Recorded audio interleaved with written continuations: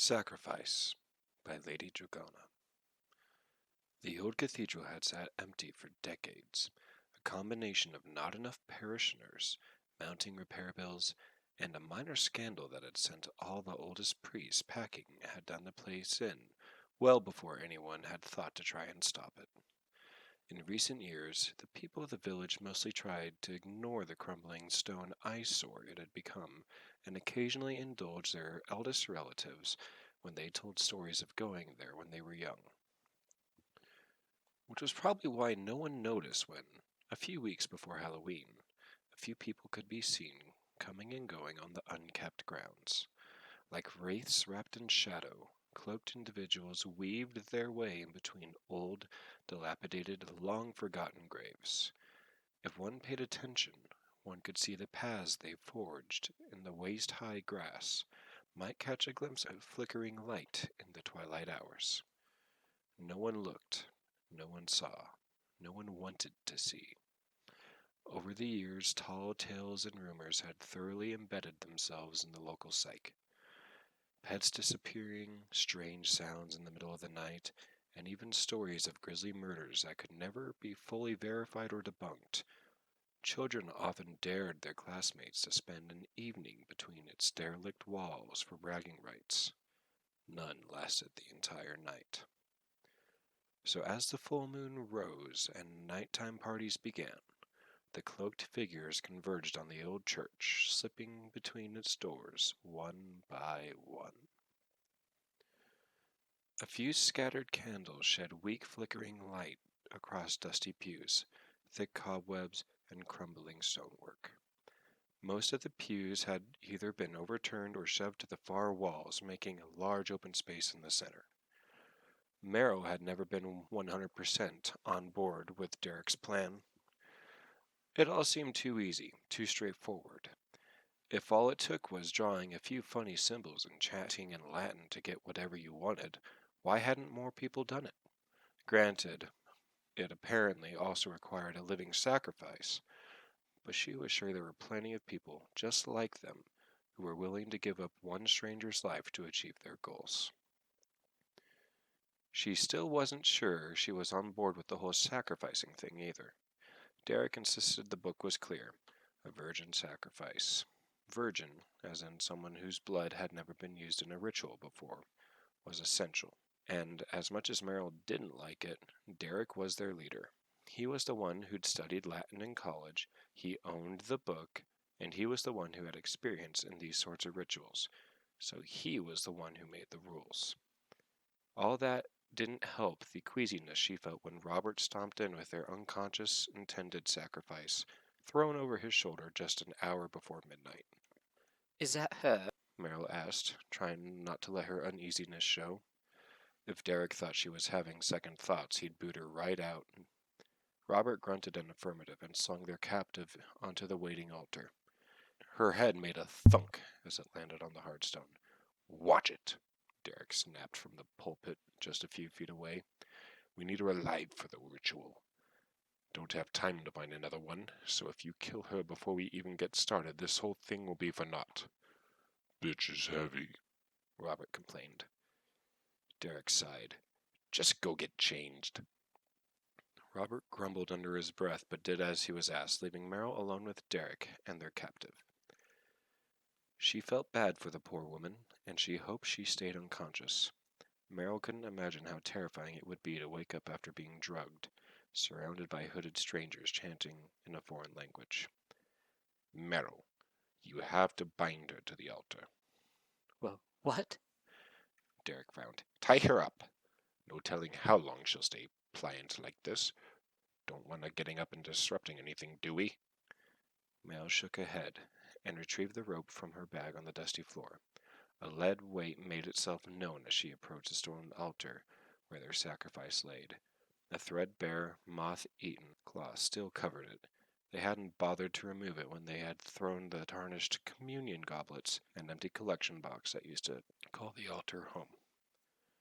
She hadn't grown up religious, parents being too busy to take hours out of their Sundays to sit and listen to some old man drone on about how to be a good person. It still felt like sacrilege to tie ropes to an innocent woman's wrists and ankles and then hammer the pitons the ropes were attached to into the stone floor, though, each ping of the hammer chiseling a mark on her own soul. She couldn't help but wonder if she wouldn't be in this situation if her parents had been as diligent about a religious education as they had been in her interest in maths. Once their prisoner's arms and legs were securely fastened on the old altar that had, perhaps at one point in history, been a place of holy reverence, Meryl had to turn away to get a hold of her resolve.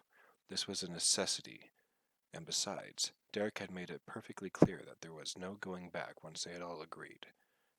They were in this together, and she was already complicit in the kidnapping. Chickening out now would gain her nothing. Anything else, boss? Derek shook his head as the others started filing out of the back rooms, black hoods and cloaks causing the lit candles to cast their faces in terrifying shadows. She watched Derek leave the pulpit. A cooler had been set up nearby. Its white and blue plastic stood out like a sore thumb among the rustic wood pews, crumbling stone, and cloaked people. Derek opened the lid, large leather-bound book balanced on one arm, and pulled out a medical bag of blood. He poured the viscous fluid into an old stone basin and motioned for them all to gather around the desecrated altar. My dear fellows, we come together this evening under the light of the full moon, blessed by All Hallows Eve. Tonight is the night we rise from our mundane lives and take power for ourselves. A few murmured agreements followed this proclamation, Meryl one of them, but she couldn't quite shake the lead weight of uneasiness that had settled in her belly. Derek approached the 11 of them, one by one, offering a small stone knife and watching as they slit their palms and dripped blood that welled from the cut into the basin. With each new addition, Derek silently mouthed words from his book. When it finally came Meryl's turn, she started at the knife, caked in the blood of others. She didn't want to do this. She really, really didn't want to do this. For a wild moment, she imagined herself shoving Derek, the blood he'd collected spilling down the front of his black robes and onto the floor. She imagined herself turning and running down the center aisle of the church, throwing open the old oak doors and making a mad dash to her old lorry. Meryl wanted to leave and never look back, but when she came back to herself, everyone was watching her, Derek's dark, cold eyes boring into her. She took the knife, holding it in her trembling hand before bringing it across her palm. She gasped and hissed in pain, feeling her stomach roiling at the sight of blood welling up from the cut. Derek roughly grabbed her by the wrist and held it over the basin, watching her blood run rivets across her palm and drip to join the viscous pool. Meryl cradled her hand to her chest once Derek released her. He offered no one bandages or any way to stem the flow. He set the basin on the altar next to their captive and reached into the cooler, pulling out another container of blood, this one a small vial. He poured the contents in with the rest, stirring the entire concoction with the knife as he continued to wordlessly chant. Once satisfied, Derek pulled a thick paintbrush from a pocket in his robe and dipped it into the blood. Watching Derek paint a circle around the altar would have been dull were it not for the throbbing reminder in her palm. He'd actually started speaking out loud now, quietly, but loud enough for a few words to be made out. Meryl didn't know what language it was. She assumed Latin, but serpenti, cognitonis, petonitia, and sangus were clear enough. When the circle was complete, he painted strange symbols and shapes around the outside of it. The final symbol, and the most distinct, stood out. Most had been just a line or two simple. This one was a complicated mess of swirling lines that, at the right angle, might have looked like multiple infinity symbols stacked together. When he was done, Derek set the bowl aside and addressed them again. At this point, the poor woman had started to stir, her eyes slowly blinking open in a haze. Clasp hands, my brothers, so that we may call forth the dark powers and claim our prize. Meryl winced as Robert grasped her cut palm and fought back from gagging as she grabbed the hand of the man on the other side and felt his wet, sticky palm against hers. Derek bowed his head and began chanting in a strange tongue, the sounds of which made the hair on the back of Meryl's neck stand up, though that might have also been from their captive who had woken up enough to begin struggling and screaming around her gag. He repeated whatever the chant was 3 times, 4 times, 5 times, and Meryl was beginning to wonder if anything was actually going to happen. Perhaps all this occult nonsense really had been nonsense after all. That thought was quickly abandoned when, on the 6th repeat, a strong wind from nowhere tugged at their robes. The candles around them stuttered and flickered and threatened to go out entirely, to cast them all in a deep darkness. A great howling followed the wind, drowning out Derek's chanting and their captives' frantic noises, bringing with it a chill so biting it froze them to the bone through their thick robes. It was when the blood-painted circle began glowing a sickening red that all doubt was erased from Meryl's mind. The blood flaked and was lifted into the air, either by the wind or some force, leaving behind red light that leaked black smoke. The smoke followed the swirling wind around and around the altar, following the same counterclockwise path Derek had painted it in. Meryl squinted, trying to keep the dust and debris and paper the wind had picked up from the floor of the old church out of her eyes, as the smoke began to coalesce.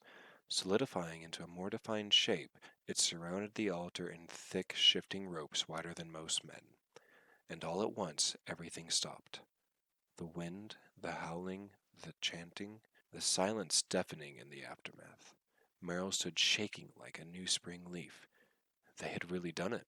Summoned something. The smoke had stopped moving as well, at least for a moment that didn't last. A loud rasping brought Meryl's attention sharply to it. Then smoke, no, not smoke anymore. Even in the dim and inadequate candlelight, it was obvious that the smoke had become something else, something even more terrifying. Meryl's eyes wound around and around and around, up and up and up. A massive, muscular body wrapped repeatedly around the altar and up into the air. Shiny, black, red scales gleamed in the firelight, until finally her eyes came to rest on the huge diamond-shaped head, eyes glowing a sulphurous yellow, of the largest snake she had ever seen. What's this? Crawley hated being summoned. It was one of the few things about being a demon of hell that he couldn't ignore even after retiring. Once it happened, he was completely powerless to stop from being taken from wherever or whatever he was doing and dropped into an unknown place surrounded by people in ridiculous robes chanting incorrect Latin at him. He was lucky, however, that such a thing was a fairly rare occurrence. It wasn't just any old human that could draw some funny lines on the ground and chant some nonsense and actually succeed in getting a demon. It required a bona fide magical talent and an unshakable belief that it would work. Even the tiniest seed of doubt would render the ritual inoperable. So it was safe to say he'd been caught off guard when he went to grab another bottle of wine from the South Dawns cottage kitchen he shared with Aziraphale, and found his hands unable to grasp the bottle because they'd turned into smoke. Ah, fuck. Crawley swore. Is everything all right, dear? Aziraphale called from the living room, the beginning score of Nightmare Before Christmas playing in the background. Yup, Crawley responded, popping the P at the end and feeling more and more of his corporation change without his consent. Sorry about this, Angel. Be back in a tick. What? What do you mean? Crawley didn't get to hear the end of Aziraphale's question because he was being hurled through space, out of their cottage and towards an unknown destination. It was a similar experience to hopping through the phone and internet lines, except he had no control over when or where he stopped, and there was no electrical zing that came with being that intimate with moving electrons. As disorienting as summoning always was, Crowley could tell he was being pulled north, though that wasn't incredibly useful. They lived just outside of Brighton, in the South Downs. The majority of the UK was north. As the tugging on his demonic essence began to relax and the ritual started trying to put him back into a corporation, Crawley made a decision. Sure, getting summoned was more an inconvenience than anything else, but they'd had a nice, quiet Halloween planned. watch a movie with Aziraphale hadn't seen yet, maybe argue over which holiday it was better suited for, and go to bed early with his angel. Unfortunately, some upstart humans had put a wrench in those well-laid plans, and it was All Hallows Eve. Surely no one could fault him for taking this chance to have a little fun. Crawley allowed himself to stretch, to relax into a much larger shape, a shape that was as natural to him as breathing was to humans. It was his original demonic shape. Legs and arms and soft skin were things he specifically had to make an effort to have. It required focus and intent to look human, and letting that go reminded him of the last time he wore a corset and the feeling of freedom after having taken one off after a long day. He fell in ropes around the center pit, drawn in by whatever mess of concoction the humans had dreamed up would force him to appear. As the magic settled and his serpentine body solidified, Crowley flicked his tongue, tasting the air. He wasn't surprised to find the taste and scent of blood heavy around him. Humans often thought using blood, specifically their own, would strengthen the spell or make it harder for him to refuse them. And despite his efforts against it, the unsanitary misconception had prevailed for centuries. On the next pass of his tongue, he tasted the precipitation and cloying fear of multiple humans. Crowley shifted his massive coils, the edge of something hard digging into his muscles. Apparently, he had manifested wrapped around something. He glanced around and met the terrified eyes of who he assumed was one of his summoners, the flickering candlelight reflecting off her tear-filled eyes as she shook at the sight of him. No one had stepped forward to address him yet, but before he could start up his big, mean demon act, he heard a faint whimper from somewhere in the middle of his coils. "What's this?" He shifted his head around to see what had made the noise. It was likely too faint for more human ears, and came eye to eye with a terrified human woman. This one was tied down to a stone table of some sort, gagged, and was full on crying. He shifted again, trying to make sure he wasn't crushing her. Being this large was a pain in the ass on a good day, and why he rarely ever shifted to this form anymore. Snakes continued to grow their entire lives, and he'd been alive for 6,000 years. You do the math. "Great serpent!" Crowley hissed in surprise and whipped his head around. He'd been too concerned making sure the poor human wasn't hurt and hadn't even realized there was more humans behind him. Most of them had backed up, a few tripping over what was left of wooden pews. Had they summoned him in a church? His scales weren't burning, so it must have already been desecrated, or had been when they performed the ritual. There was one human, though. One who hadn't backed off, and was standing just outside the formerly growing circle, a large book open in his hands. Crowley focused on him, head swaying side to side. "Are you the one who brought me here?" he asked. There was usually a ringleader who thought themselves to be of importance. "Yes, I am the one who summoned you into this world." Crowley would have rolled his eyes if he could. "And now I offer up a sacrifice to you in exchange for your service and ancient knowledge." Well, that was just a bad deal all around.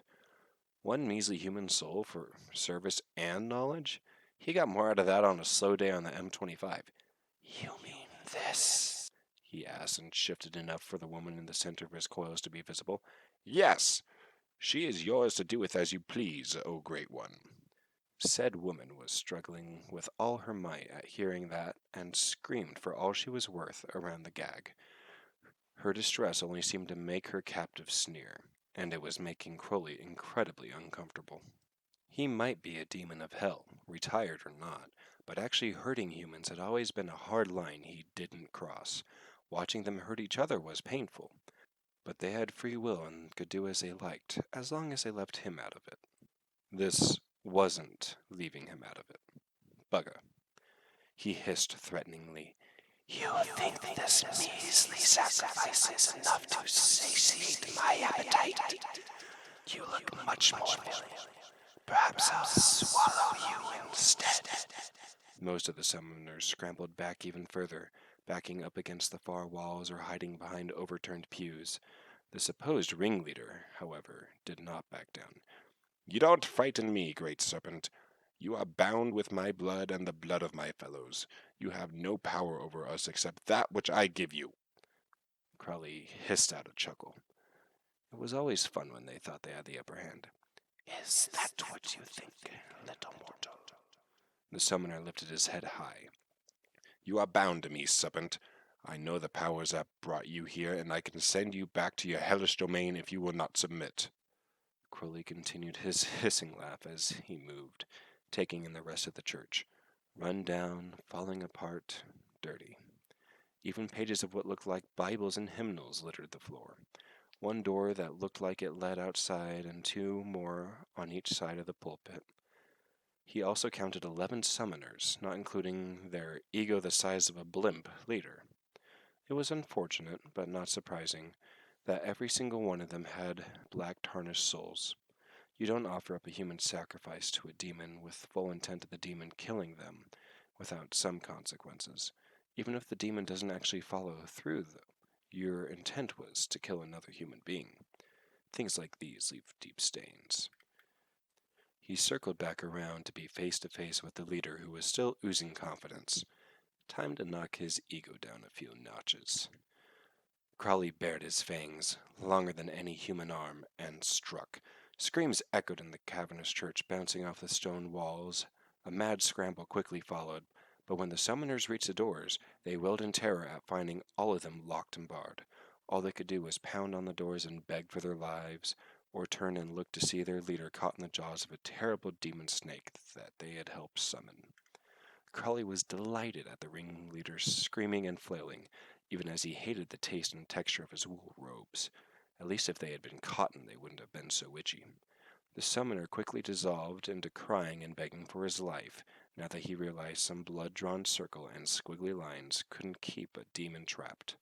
Crowley thought this was a good lesson to learn. Perhaps he'd be more cautious in the future. Tasty.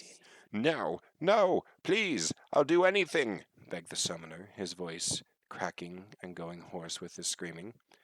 Crowley dropped the fool unceremoniously on the hard stone floor, glad to be rid of the itchy wool.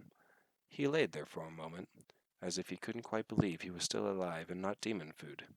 He recovered quickly, though, and crawled frantically towards his dropped book. Crowley swiped it out of the way with the tip of his tail. I don't think so. The summoner let out a shriek and cowered on the floor, covering his head with his hands and trembling. A faint hint of urine wafted up from the pathetic man. Crowley snickered at the sight. They always talked a big game at the start, thinking themselves important and powerful, but they could never keep it up once faced with real power. He took another glance around the room. All the others were in a similar state, curled on the ground and whimpering. The poor woman they had intended as a sacrifice was exactly where they tied her, eyes clenched shut and staying as still as stone apart from the occasional tear leaking from her eyes. Oops. He hadn't intended to frighten her too, but what's done was done. No going back now. He hissed in her direction with just a hint of power behind it. Her sobbing calmed and slowed as his will fell over her mind, lulling her into a fitful sleep. She would wake up in the morning having slept terribly, and assuming this entire fiasco had been nothing more than a terrifyingly vivid dream with a newfound fear of snakes, robes, and old churches. Well, he'd done about all he could do here. Time to hammer home the consequences of summoning powers beyond your control, and get home before Aziraphale started to worry more than he already was. Alright, you lot. Guess I've played around with you long enough. A few whimpers and cries rose up at that, but Crawley ignored them in favor of concentrating on shrinking down, growing limbs, and making sure he had approximately the correct number of vertebrae. Crawley shook out his arms and legs once he was back to being mostly man-shaped. Transforming from snake to humanoid always left him with a nagging feeling he'd forgotten something important. But he figured as long as his arms and legs did what he expected them to, everything else would fall into place. He hooked his glasses in his shirt collar as he stalked over to the cowering form of the summoner's leader, still curled up, face down on the floor. Crowley shoved at the man's side with the toe of his snakeskin boot until the wretch rolled up to face him. Face red and blotchy and streaked with dirt and tears and blood leaked from his lip as if he'd bitten it. He looked a right mess. Crawley studied him a moment, taking in his disheveled appearance as well as a closer look at the state of his soul. It was no surprise to find him falling very clearly on Hell's side with not a single shred of guilt or shame. Crawley suspected the rest of his followers would be the same. Humans have such a capacity for greatness and kindness, but also an equal capacity for wickedness and evil. He'd experienced a breadth of humanity, the good, the bad, the mundane, and the wonderful. These people were just a small drop in the bucket. Crawley frowned down at him. You're not going to do this again. It wasn't a question, and offered no room for argument. No, no, never. Please, oh great. Because if I catch wind of you trying again, this is just a tip of the iceberg of what I can do.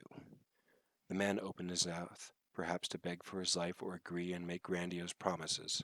But Crawley hadn't been done with his form the moment the summoning had pulled him from his home an angel.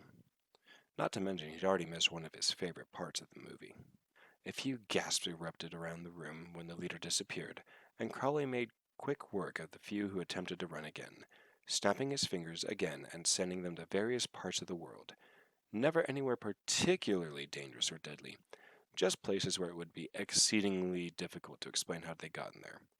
One by one, the summoners were sent away until he was left alone in their room with the poor captive. With a quick glance into her mind, he pulled the location of her home and, with a final snap, sent her on her way. Hopefully, she wouldn't be too traumatized when she woke. He took a final look over the desecrated church. Aziraphale would probably feel bad for it, but Crawley couldn't find it in himself to care much about the place. Humans abandon places of worship all the time. It was a waste of energy to get upset about it, in his opinion. Crawley prepared to send himself back home, wondering what he would tell Aziraphale. He didn't think the angel would mind that he'd had a bit of fun at the human's expense. The summoners were on his former side, after all. But a shuffling sound behind the pulpit caught his attention. He snapped his head in that direction and hissed, "Who's there?" A woman peeked out from behind the pulpit. She locked eyes with him for only a second before yelping and cowering behind it again. He vaguely recognized her as the one he'd seen when he first arrived. Somehow she'd stayed quiet and hidden while he teleported her cohort away. "Don't make me come over there," he growled. She let out a whimper but inched her way back into sight. "Please don't kill me. Please, I'll do anything." She sniffed as fresh tears flowed down her cheeks. He hated this. Play acting as the big bad demon was all well and good in the moment, but once the high wore off, the fun ceased as well. "Seems you're the last one left." She flinched but nodded quickly. Yes. Crowley grunted. He was tired from the use of all his powers. They weren't infinite after all, and he wanted to go curl up with Aziraphale. Sleep for a few days, maybe. "Good, let's go," he said, and turned towards the front doors. He could hear her sputtering behind him as he crouched to pick up the book he assumed held the ritual they'd used. It was useless in the hands of the vast majority of humanity, but better safe than sorry, and besides, it was probably unique, and Aziraphale would like that. "I won't repeat myself." He threw over his shoulder, sauntering down to the center of the church. She yelped and rapped to catch up. You aren't going to kill me?" Crowley glanced at her from the corner of his eye. Her soul was tainted just like the rest, but there was also a spark of guilt, of shame. It was possible she could make a comeback from this. Humans had the option of such things: repentance, redemption, forgiveness, that demons never would. He made peace with his lot in this world a long time ago, but it still astounded him that humans, with their tremendously short lives, could make such drastic changes. "No." She quieted, pondering that as they left. Crawley threw open the church doors and strutted into the cool night, lit only by the full moon. "You are going to leave this village. You are never going to bother that poor woman ever again. And you are never going to attempt another summoning. Is that clear?" She nodded quickly. "Yes, absolutely. Won't happen again, I swear it." "Good.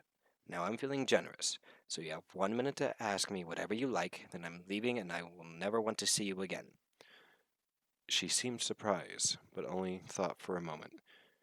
"So you're really bound to our will or anything?" She asked skeptically. Crawley snorted. "What? No. Look, there is only three beings in all of creation that can make me do anything. "And who would that be?" Why don't you guess for me?" Well, since you're a demon, I would assume one is the devil. Crowley nodded at her. And if the devil exists, then the next guess would be God? Crowley nodded again, but more grudgingly this time. Then who is the third? My husband. He said with a cheeky grin. She stared flabbergasted for a moment before asking. Demons can get married? Crowley only grinned wider. This one did. He glanced down at his ridiculously expensive watch. Speaking of, he'll be expecting me back home. You remember what you have to do? He asked, giving her a pointed look. She nodded, eyes wide and fearful again. Yes. Leave, never bother the woman, never summon a demon. Perfect.